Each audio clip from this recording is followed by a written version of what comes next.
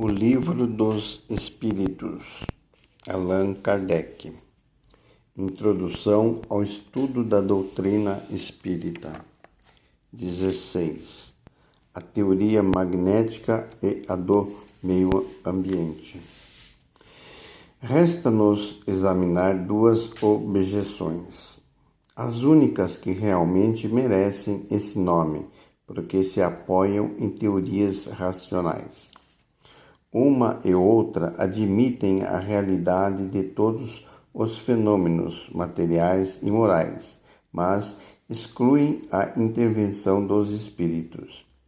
Para a primeira dessas teorias, todas as manifestações atribuídas aos espíritos seriam apenas efeitos magnéticos. Os médiuns ficariam no estado que se poderia chamar de sonambulismo acordado, fenômeno conhecido de todos os que estudaram o magnetismo. Neste estado, as faculdades intelectuais adquirem um desenvolvimento anormal. Os círculos da percepção intuitiva se ampliam além dos limites de nossa percepção ordinária. Dessa maneira, o médium tiraria de si mesmo e por efeito de sua lucidez tudo quanto diz e todas as noções que transmite, mesmo sobre as coisas que lhe sejam mais estranhas no estado normal. Não seremos nós quem contestará o poder do sonambulismo, cujos prodígios presenciamos, estudando-lhe todas as facetas, durante mais de 35 anos. Concordamos que, de fato, muitas manifestações espíritas podem ser explicadas por esse meio. Mas uma observação prolongada e atenta mostra uma multidão de fatos em que a participação do médium, a não ser como instrumento passivo, é materialmente impossível. Aos que participam desta opinião, diremos, como já dissemos aos outros: vede e observai, porque seguramente ainda não viste tudo. E a seguir, lhes apresentaremos duas considerações tiradas de sua própria doutrina. De onde veio a teoria espírita? É um sistema imaginado por alguns homens para explicar os fatos? De maneira alguma. Mas então quem a revelou? Precisamente esses médiuns de quem exaltais a lucidez? Se, portanto, essa lucidez é tal como a supondes, porque teriam eles atribuído aos espíritos aquilo que teriam tirado de si mesmos? Como teriam dado esses ensinamentos tão preciosos, tão lógicos, tão sublimes sobre a natureza das inteligências extra-humanas? De duas, uma. Ou eles são lúcidos ou não o são. Se o são, e se podemos confiar na sua veracidade, não se poderia admitir sem contradição que não estejam com a verdade. Em segundo lugar, se todos os fenômenos provêm do médium, deviam ser idênticos para o mesmo indivíduo, e não se veria a mesma pessoa falar linguagens diferentes, nem exprimir alternadamente as coisas mais contraditórias. Essa falta de unidade nas manifestações de um mesmo médium prova a diversidade das fontes.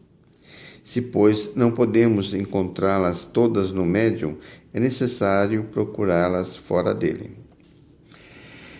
Segundo a outra teoria, o médium é ainda a fonte das manifestações, mas em vez de tirá-las de si mesmo, tira-as do meio ambiente.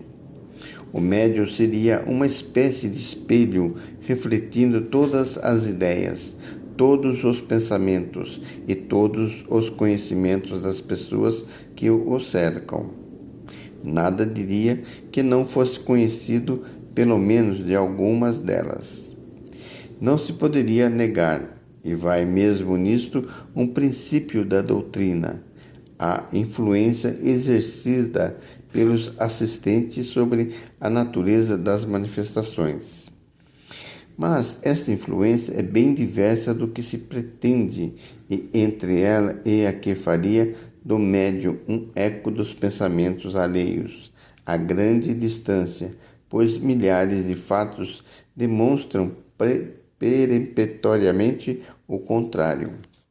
Há, portanto, um erro grave que, mais uma vez, prova o perigo das conclusões prematuras.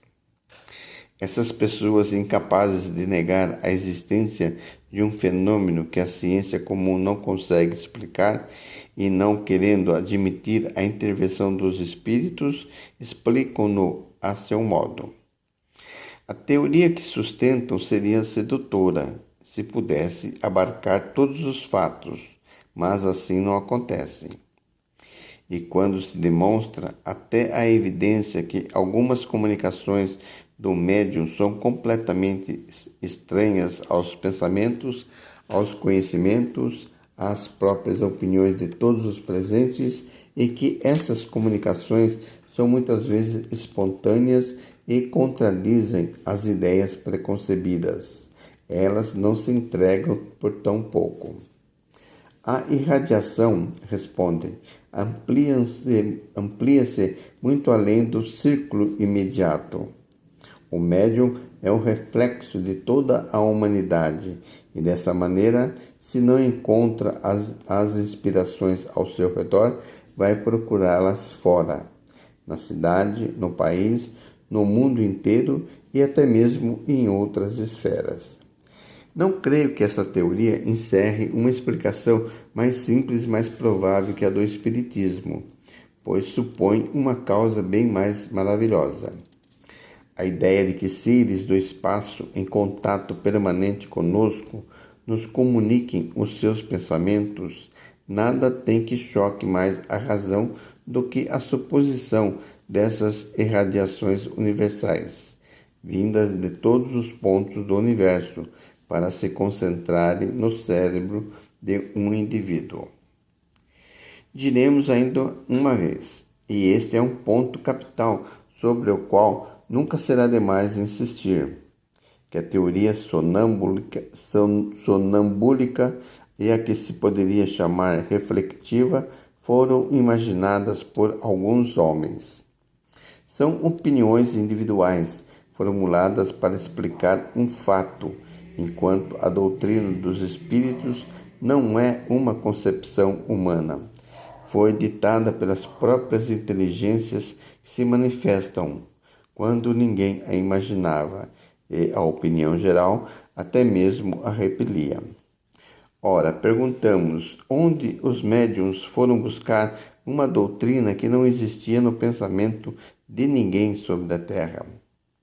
Perguntamos ainda por que estranha coincidência milhares de médiuns espalhados por todas as partes do globo, sem nunca se terem visto, concordarem e dizer a mesma coisa.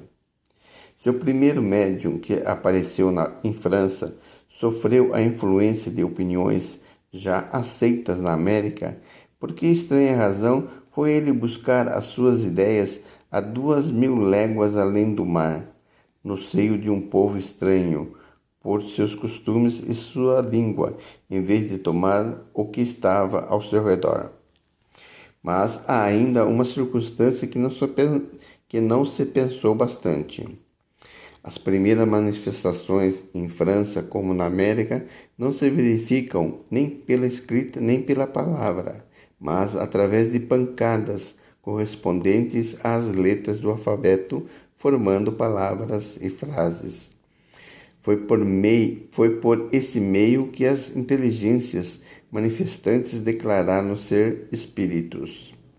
Se, portanto, pudéssemos supor a intervenção do pensamento do médium nas comunicações verbais ou escrita, ou mesmo não se poderia fazer com relação às pancadas, cuja significação não poderia ser conhecida previamente. Poderíamos citar numerosos fatos que demonstram na inteligência manifestante uma individualidade evidente e uma absoluta independência de vontade.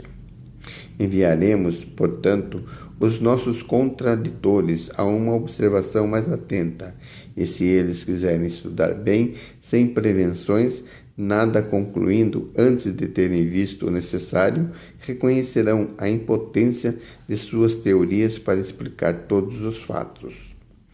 Limitar-nos-emos a propor as seguintes questões. Por que a inteligência que se manifesta, qualquer que seja, recusa-se a responder a algumas perguntas sobre assuntos perfeitamente conhecidos, como, por exemplo, o nome ou a idade do interrogante, o que ele traz na mão, o que fez na véspera, o que pretende fazer amanhã e assim por diante? Se o médium é o espelho do pensamento dos presentes, nada lhe seria mais fácil de responder. Os adversários respondem a esse argumento perguntando, por sua vez, por que os espíritos que tudo devem saber não podem dizer coisas tão simples, segundo o axioma: quem pode o mais pode o menos. E disso conclui que não se trata de espíritos. Se um ignorante ou um brincalhão, apresentando-se perante uma douta assembleia, perguntasse, por exemplo, por que se faz dia pleno ao meio-dia, seria crível que ela se desse ao trabalho de responder seriamente e seria lógico concluir do seu silêncio ou das zombarias que dirigisse ao interpelante que seus membros eram tolos? Ora, é precisamente por serem superiores que os espíritos não respondem a perguntas ociosas ou ridículas, não querem entrar na berlinda, e por isso que eles se calam ou dizem que só se ocupam de coisas mais sérias. Perguntaremos, afinal, por que os espíritos vêm e vão, muitas vezes, num dado momento, e por que, passando esse momento, não há nem preces nem súplicas que os façam voltar. Se o médium não agisse senão pela impulsão mental dos assistentes, é claro que, nessa circunstância, o concurso de todas as vontades reunidas deveria estimular a sua clarividência. Se, entretanto, ele não cede aos desejos da Assembleia, apoiado pela sua própria vontade, é porque obedece a uma influência estranha tanto a ele quanto aos demais. E essa influência demonstra com isso a sua independência e a sua individualidade.